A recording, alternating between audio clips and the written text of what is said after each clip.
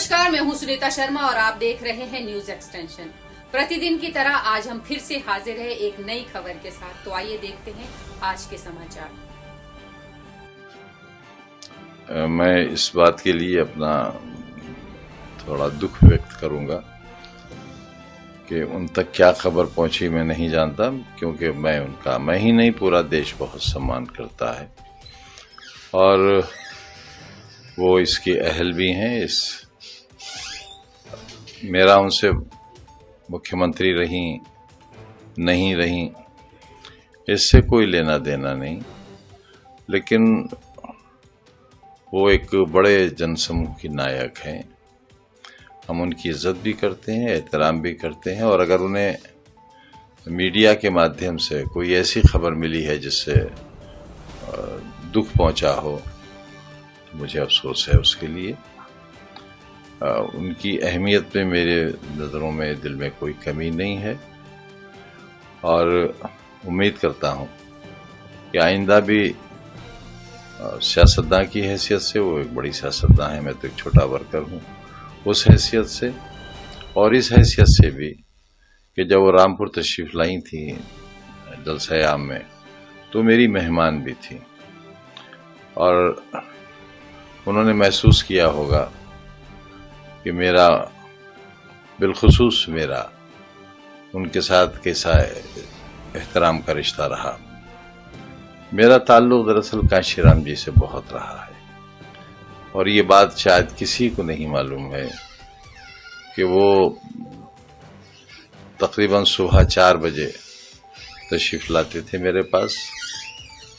उन्हें मालूम था कि मैं फजर की नमाज पढ़ता हूँ, तो वो मुझसे कहते थे कि मैं ऐसे ही वक्त आता हूँ जब आप मुझे मिल जाएं, और हमारी आधा एक घंटा बात होती थी और वो तशरीफ ले जाते थे।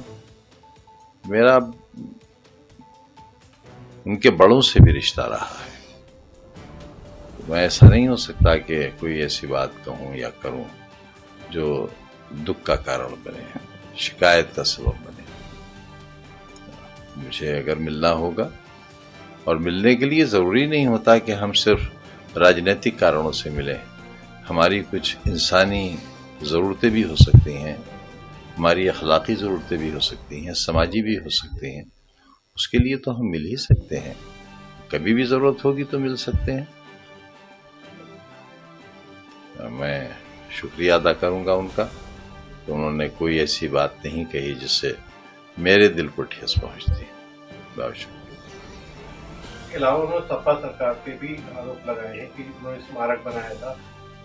ये राजनीतिक सवाल है और उनकी राजनीतिक शिकायत है। उसका जवाब जो हमारे यहाँ जाहिर है उनके स्तर के सवाल का जवाब उनके ही स्तर के लोग देंगे, तो वो देंगे नहीं देंगे वो बेहतर जानते होंगे। मैं तो 8-10 बरस से ऐसे हालात का शिकार हूं कि मुझे यही नहीं मालूम कि कौन सा पार्क कहाँ था, कहाँ है, अब कहाँ है। तो 10 साल बड़े ही सख्त गुजरे हैं और अभी कुछ मालूम नहीं कि अगला वक्त कैसा है। तो अगर हम सत्ता में आते हैं, जिसकी उम्मीद की जा सकती है, तो कोशिश करेंगे कि वो उनकी शिकायतों का समाधान हो और आगे कोई ऐसा मौका न मिले उन्हें कि इस तरह के जो समाजी काम हैं और जो राष्ट्र के लिए हैं उन पर किसी तरह की ऊंच नीच की बात आए।